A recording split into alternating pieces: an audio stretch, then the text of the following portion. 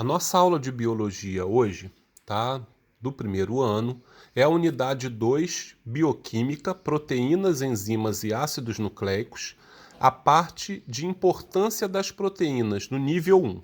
Então, essa parte do nível 1 trata da formação das proteínas, tá? Então, primeiro, o aluno tem que entender que cada proteína do nosso corpo, ela é formada de acordo com a sequência do DNA dos nossos genes, que, na verdade, esses genes são partes do DNA que possuem uma sequência de bases nitrogenadas, que nessa sequência de bases vai ser determinado, tá? A sequência de aminoácidos que vão formar uma proteína. Então, os genes possuem o código do DNA, tá? Que vai formar a proteína. E quem faz a leitura desse código para o encaixe dos aminoácidos são os ribossomos. E daí vai ser formada a proteína, tá? Então, para ser formada uma proteína, ela inicia pelos genes, que são essas partes do DNA, tá? Depois vem o trabalho dos ribossomos para fazer a leitura do código genético contido nos genes e depois os aminoácidos vão se encaixar e formar a proteína, tá? Esses aminoácidos, eles se ligam uns aos outros através das ligações peptídicas e o conjunto de aminoácidos ligados que formam a proteína recebe o nome de peptídeos. Tá? Então, os aminoácidos se unem por ligações peptídicas, formando uma grande cadeia de aminoácidos que são chamados de peptídeos. Existem dois tipos de aminoácidos, os aminoácidos naturais e os aminoácidos essenciais.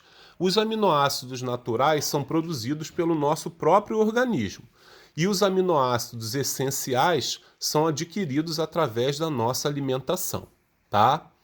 As proteínas apresentam três formas principais, primária, secundária e terciária, e a forma terciária unida a outra forma terciária vai formar a forma quaternária da proteína.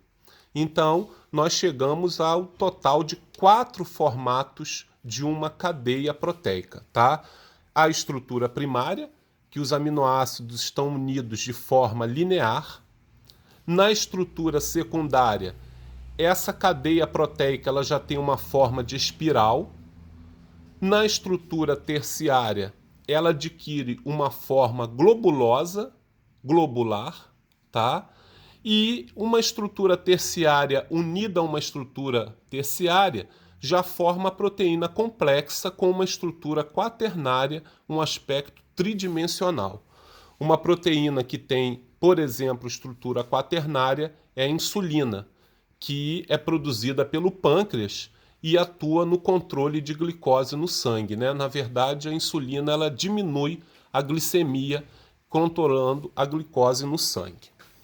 Na continuação, nós vemos o segundo vídeo do nível 2 da unidade 2 de bioquímica.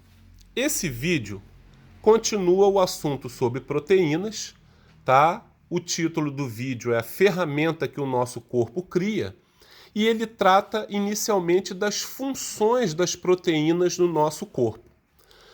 Primeiramente, as proteínas têm função estrutural, formando estruturas do nosso organismo. A queratina, por exemplo, é uma proteína que forma as nossas unhas e o nosso cabelo. A queratina também é encontrada na nossa pele, tá? Ela ajuda a pele a ter uma característica impermeabilizante para não deixar a gente perder muita água pela pele. Então ela é importante na pele e forma a estrutura das unhas e do nosso cabelo. E o colágeno é uma proteína também existente na pele, existente no tecido cartilaginoso. O colágeno é uma proteína que ajuda a dar resistência à nossa pele. Outra função das proteínas é a função de defesa. Os anticorpos, que também são chamados de imunoglobulinas, eles são produzidos pelos leucócitos e atuam na defesa do nosso corpo contra os agentes infecciosos. Então, anticorpos são proteínas de defesa, não esqueçam. Eles também são chamados de imunoglobulinas, tá? Proteínas com função de transporte. A hemoglobina do nosso sangue é uma proteína produzida pelas hemácias. Ela tem a função de transportar oxigênio e gás carbônico no sangue. Então, é uma proteína com função de transporte. Contração. Existem dois tipos de proteínas encontradas nos músculos, actina e miosina. Essas duas proteínas atuam na contração da fibra muscular. Função de digestão. As proteínas que atuam como enzimas, elas atuam na digestão dos alimentos no nosso sistema digestório. Então, proteínas têm função de digestão quando elas atuam como enzimas. E as proteínas também têm a função hormonal, atuam como hormônios no nosso corpo.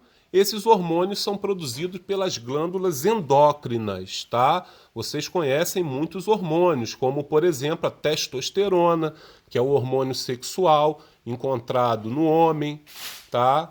A progesterona e o estrógeno, que são hormônios sexuais que atuam no corpo da mulher, tá?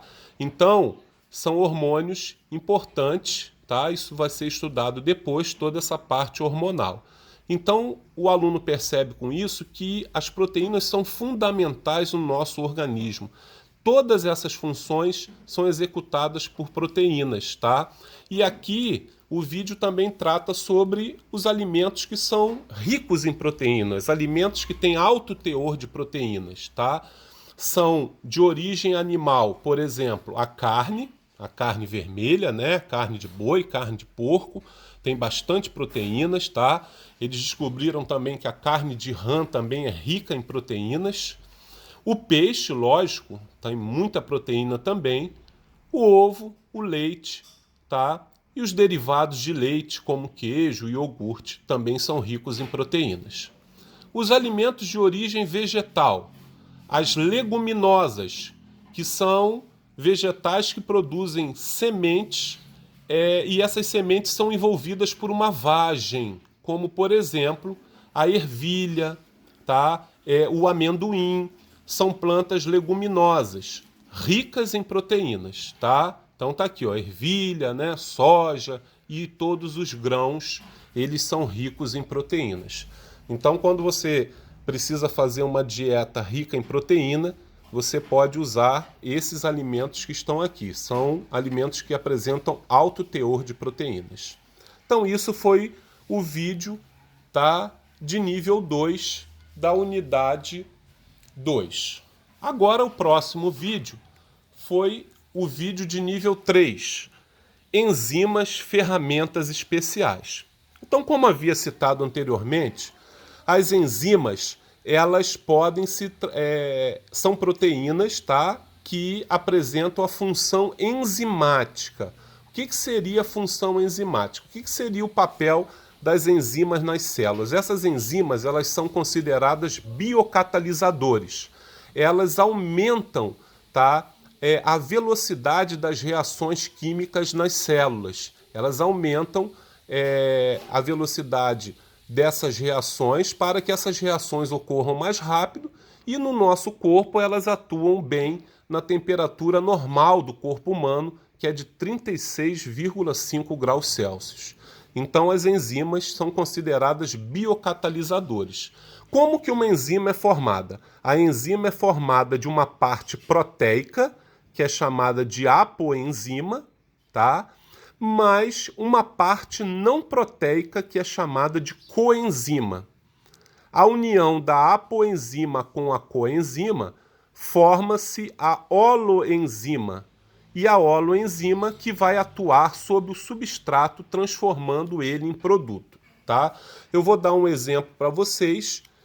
Por exemplo, uma enzima que digere o açúcar comum que nós usamos, que é a sacarose. O nome dessa enzima é a sacarase. Ela transforma a sacarose em glicose mais frutose. tá? Então, a sacarase é uma enzima produzida no intestino delgado que atua sobre o açúcar, que é a sacarose, transformando ele em glicose e frutose. Então, a sacarase, ela atua como holoenzima e o substrato que é transformado é a sacarose e depois ele é transformado em produto.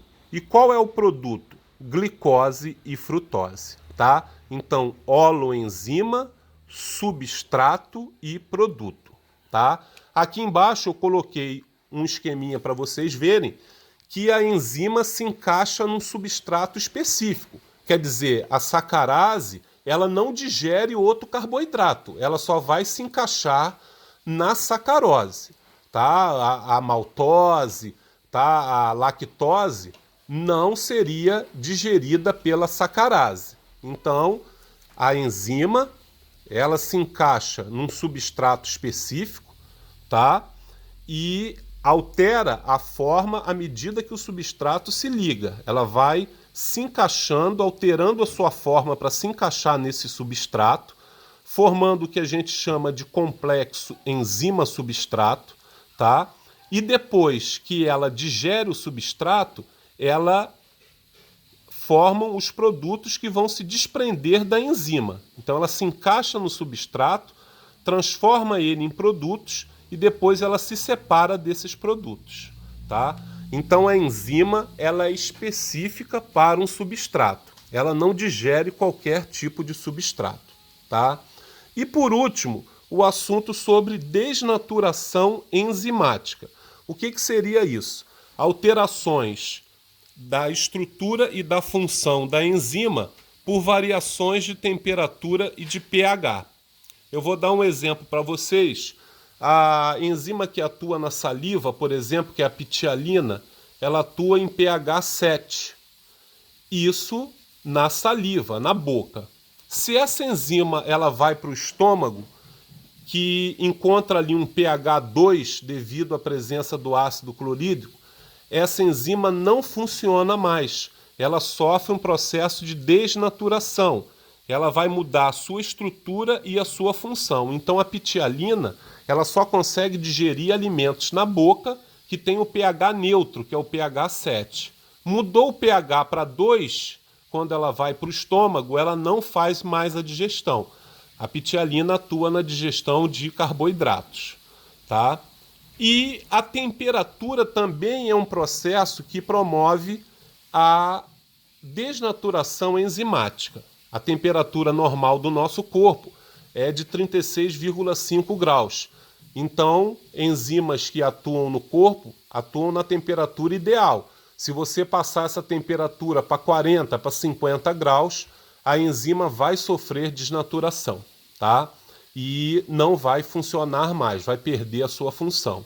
Então a desnaturação enzimática é quando ela perde a sua estrutura e a sua função devido a variações de temperatura e de pH, tá? Encerramos por aqui a nossa aula de hoje. Fica para a próxima aula as atividades. Estudem direitinho aí que depois eu vou mandar as atividades para vocês.